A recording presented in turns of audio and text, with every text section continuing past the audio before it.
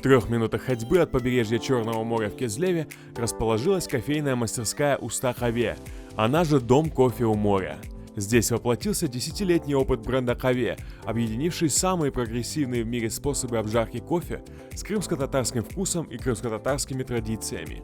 Идейным вдохновителем бренда и его бессменным руководителем является основатель этнокомплекса «Одун Базар Хапысы» Диляра Якубова. Кофе живой на самом деле очень короткое время, 15 дней, кофе абсолютно идеален, 2 месяца он все же идеален.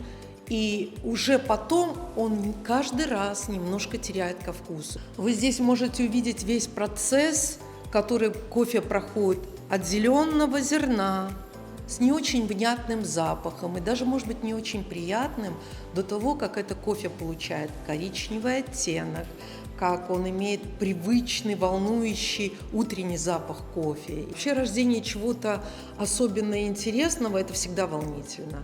А увидеть то, что является отчасти символом нашей гастрономической культуры, особо важно. Ну и это знание и путешествие в мир интересного.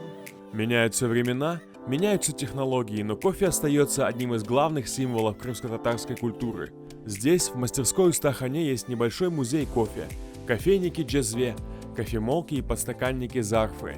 Некоторым из экспонатов около 200 лет. Ну а о том, как в наши дни кофе проходит путь от зерна до ароматного напитка, нам рассказала Ленара Ситмамбетова, менеджер кофеобжарочной компании «Каве». Ну что, Амед, мы с вами попали на склад зеленого зерна. У вас тут так холодно.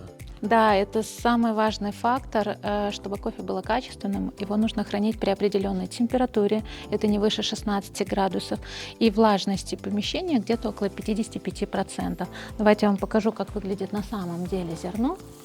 Смотрите, оно приходит к нам вот такое зеленое, пахнет... Чем пахнет, как вы думаете? Травой какой-то, что ли? Трава, горох, да, многие говорят.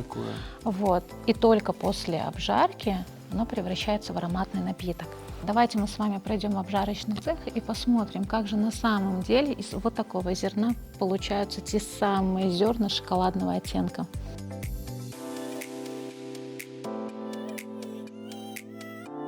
Кофе обжаривается на вот таких машинах, они называются ростерами. Весь процесс всегда сопровождается только при участии обжарщика. Наш один из обжарщиков Сервер вам расскажет уже подробный процесс. Сарабей, а как жарится кофе? Кофе жарится в ростере, в нем сгружается 15 килограмм примерно, жарится по времени 10-12 минут в среднем. А на что влияет длительность прожарки?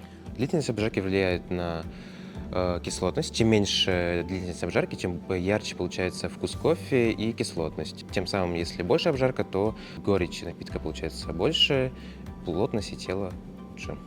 Сегодня в мастерской людно. Для гостей Устахаве провели экскурсию и каппинг, дегустацию разных сортов кофе, обжаренных буквально несколько часов назад. Сегодня очень много я узнала, конечно, о кофе, о том, откуда он приходит, как он хранится, как он обжаривается. Я просто рекомендую всем посетить такую экскурсию и больше узнать о кофе и о крымских татарах. Очень признательна, благодарна, и теперь буду пить только настоящий кофе. С сегодняшнего дня для меня Евпатория теперь равно кофе. Мы вообще находимся на кофейном производстве, но в рамках этого проводим также экскурсии для наших гостей. Это очень интересный, увлекательный процесс.